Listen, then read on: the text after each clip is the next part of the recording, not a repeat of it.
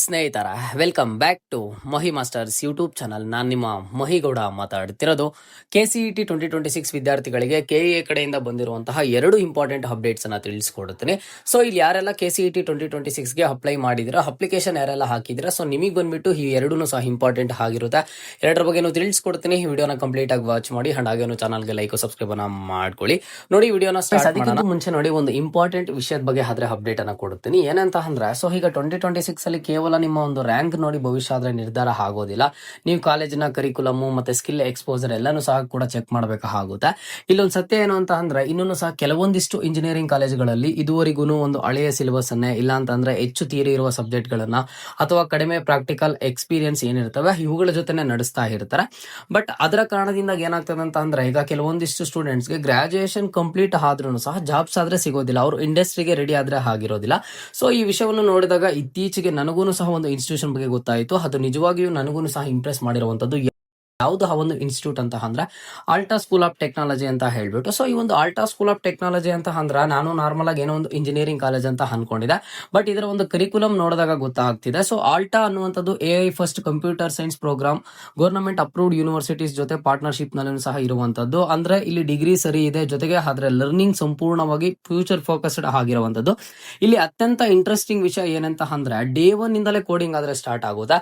So ನೀವು year 1 ಅಲ್ಲೇ ಬಂದ್ಬಿಟ್ಟು C++, JavaScript, web development ಅನ್ನ ಕಲಿಸ್ತಾರೆ. ಅಂಡ್ ಜೊತೆಗೆ 15+ premium AI tools, chat GPT ಆಗಿರ್ಬೋದು, ಕ್ಲೌಡ್ ಇತ್ಯಾದಿಯನ್ನ ಬಳಸಿಕೊಂಡು AI ಫಾರ್ವರ್ಡ್ ಕ್ವಿಜ್ ಆಪ್ ಅನ್ನು ಸಹ ಬಿಲ್ಡ್ ಮಾಡುವಂತದ್ದು. ಓಕೆನಾ, ಇದನ್ನ ಸ್ಟೂಡೆಂಟ್ಸ್ ನೀವೇ ಮಾಡ್ತೀಯಾ ಇಯರ್ 1 ಅಲ್ಲೇ. ಅಂಡ್ ನೆಕ್ಸ್ಟ್ ಈ ಸೆಕೆಂಡ್ ಇಯರ್ ಅಲ್ಲಿ ಏನಾಗುತ್ತೆ ಅಂತ ಅಂದ್ರೆ, ನೀವು ಬ್ಯಾಕ್ ಎಂಡ್ ಸಿಸ್ಟಮ್ಸ್ ಮೇಲೆ ಡೇಟಾ ಬೇಸಸ್ ಮತ್ತು LLM ಇಂಟಿಗ್ರೇಷನ್ ಅಂದ್ರೆ GPT ಮತ್ತು ಜೆಮಿನಿ ತರದ ಮಾಡೆಲ್ಸ್ ಅನ್ನು ರಿಯಲ್ ಪ್ರಾಡಕ್ಟ್ಸ್ ನಲ್ಲಿ ಇಂಟಿಗ್ರೇಟ್ ಅನ್ನ ಮಾಡೋದನ್ನು ಸಹ ನಿಮಗೆ ಕಲಿಸ್ಕೊಡ್ತಾರೆ.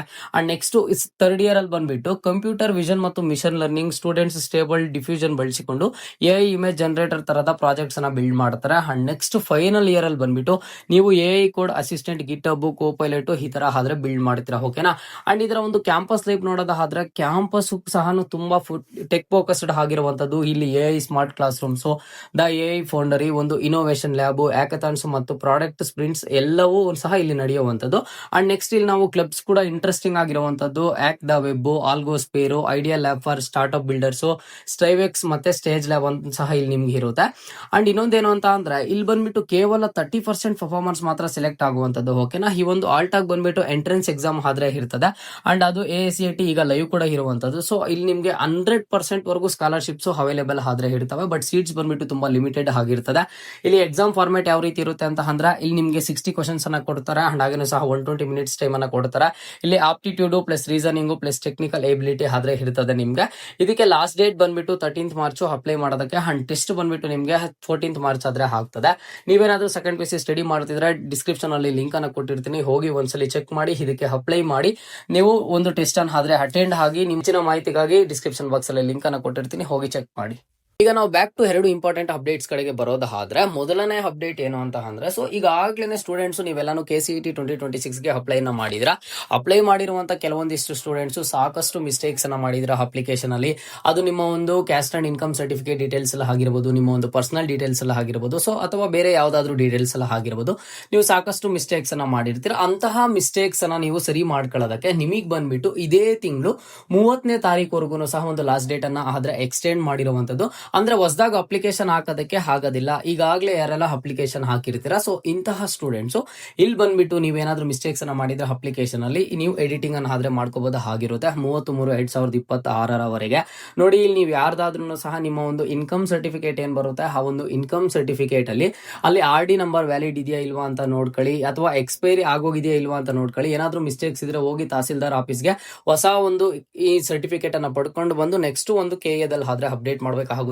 ಅದಕ್ಕಂತಾನೆ ಇಲ್ಲಿ ಎಸ್ಪೆಷಲಿ 30ನೇ ತಾರೀಕುವರೆಗೂ ಒಂದು ಲಾಸ್ಟ್ ಡೇಟ್ ಅನ್ನ ಎಕ್ಸ್ಟೆಂಡ್ ಮಾಡಿದಾರೆ. ಇದೊಂದು ಅಪ್ಡೇಟ್. ಇನ್ನೊಂದು ಅಪ್ಡೇಟ್ ಏನು ಅಂತ ಅಂದ್ರೆ, ಸಾಕಷ್ಟು ಸ್ಟೂಡೆಂಟ್ಸ್ ಕೇಳ್ತಿದ್ರು, ಸರ್ ನಾನು ಅಪ್ಲಿಕೇಶನ್ ಏನೋ ಹಾಕಿದ್ದೀನಿ, ಬಟ್ ಅಪ್ಲಿಕೇಶನ್ಗೆ ಫೀಸ್ ಏನ್ ಪೇ ಮಾಡಬೇಕು, KE ಅವರು ಫಿಕ್ಸ್ ಮಾಡಿರುವಂತಹ ಫೀಸು, ಆ ಒಂದು ಫೀಸ್ ಅನ್ನ ನಾನು ಪೇ ಮಾಡಿಲ್ಲ, ಏನ್ ಮಾಡೋದು ಅಂತ ಹೇಳಿ. ಸೊ ಇಂತಹ ಸ್ಟೂಡೆಂಟ್ಸ್ ಗಾಗಿ KE ಕಡೆಯಿಂದ ಇನ್ನೊಂದು ಅಪ್ಡೇಟ್ ಕೊಟ್ಟಿರುವಂತದ್ದು. ಇಲ್ಲಿ 7ನೇ ತಾರೀಕುವರೆಗೂ ಅಂದ್ರೆ ನಾಳೆವರೆಗೂ, ಮಾರ್ಚ್ 7ನೇ ತಾರೀಕುವರೆಗೂ ಇಲ್ಲಿ ಸ್ಟೂಡೆಂಟ್ಸ್ಗೆ ಬಂದ್ಬಿಟ್ಟು ನೀವು ಏನೊಂದು ಅಪ್ಲಿಕೇಶನ್ ಹಾಕಿದ್ದೀರಾ, ಫೀಸ್ ಪೇಮೆಂಟ್ ಮಾಡಿಲ್ಲ, ಇಂತಹ ಸ್ಟೂಡೆಂಟ್ಸ್ ನೀವು ಫೀಸ್ ಅನ್ನ ಪೇಮೆಂಟ್ ಮಾಡಬಹುದು ಆಗಿರುತ್ತೆ. ನಾನು ಮತ್ತೆ ಹೇಳ್ತಿದ್ದೀನಿ, ಹೊಸದಾಗಿ ಅಪ್ಲಿಕೇಶನ್ ಹಾಕೋದಕ್ಕೆ ಆಗೋದಿಲ್ಲ. ಈಗಾಗಲೇ ಅಪ್ಲಿಕೇಶನ್ ಹಾಕಿರುವಂತಹ ಸ್ಟೂಡೆಂಟ್ಸು ಎಡಿಟಿಂಗ್ ಮಾಡ್ಕೋಬೇಕು ಅಂತ ಅಂದ್ರೆ ಇದೇ ತಿಂಗಳು 30ನೇ ತಾರೀಕುವರೆಗೂ ಎಡಿಟಿಂಗ್ ಅನ್ನ ಮಾಡ್ಕೋಬಹುದು. ಇಲ್ಲ ನಾನು ಅಪ್ಲಿಕೇಶನ್ ಹಾಕಿದ್ದೀನಿ ಅಷ್ಟೇ, ಫೀಸ್ ಪೇ ಮಾಡಿಲ್ಲ ಅನ್ನೋಂಥ ಸ್ಟೂಡೆಂಟ್ಸು ಇದೇ ತಿಂಗಳು 7ನೇ ತಾರೀಕುವರೆಗೂ ಫೀಸ್ ಅನ್ನ ಪೇ ಮಾಡ್ಕೋಬಹುದು ಆಗಿರುತ್ತೆ. ಓಕೆನಾ, ಇದು 2 ಇಂಪಾರ್ಟೆಂಟ್ ಅಪ್ಡೇಟ್ಸ್ ಆಗಿರುತ್ತೆ. KCET 2026 related complete counselling updates ಅನ್ನ ಕೊಡ್ತೀನಿ. KA ಕಡೆಯಿಂದ ಬರುವಂತಹ ಪ್ರತಿಯೊಂದು ಅಪ್ಡೇಟ್ ಅನ್ನ ಕೊಡ್ತೀನಿ. ಜೊತೆಗೆ ಕೌನ್ಸಿಲಿಂಗ್ ಅಲ್ಲಿ ಯಾವ ರೀತಿ ಪಾರ್ಟಿಸಿಪೇಟ್ ಮಾಡಬೇಕು, ಯಾವ ರೀತಿ ಕಾಲೇಜ್ ಸೆಲೆಕ್ಷನ್ ಮಾಡಬೇಕು ಅಂತ ಹೇಳಿ ಎಲ್ಲ ತರದ ಅಪ್ಡೇಟ್ಸ್ ಅನ್ನ ಕೊಡ್ತಾ ಬರ್ತೀನಿ. 3 ಇಯರ್ಸ್ ಇಂದನೂ ಅಪ್ಡೇಟ್ಸ್ ಕೊಟ್ಟಿರುವಂತದ್ದು, ಈ ವರ್ಷನೂ ಕೊಡ್ತಿರ್ತೀನಿ. ಸೊ ಚಾನಲ್ಗೆ ಲೈಕ್ ಸಬ್ಸ್ಕ್ರೈಬ್ ಅನ್ನ ಮಾಡ್ಕೊಳ್ಳಿ. ಇದು ಇವತ್ತಿನ ಮಾಹಿತಿ ಆಗಿತ್ತು. ಮುಂದೆ ಎಲ್ಲ ರೀತಿಯ ಹೆಚ್ಚಿನ ಅಪ್ಡೇಟ್ಸ್ ಜೊತೆಗೆ ಸಿಗ್ತಾ ಹಿರಣ. ಅಲ್ಲಿಯ ತನಕ take care and keep watching Mahi masters for more updates.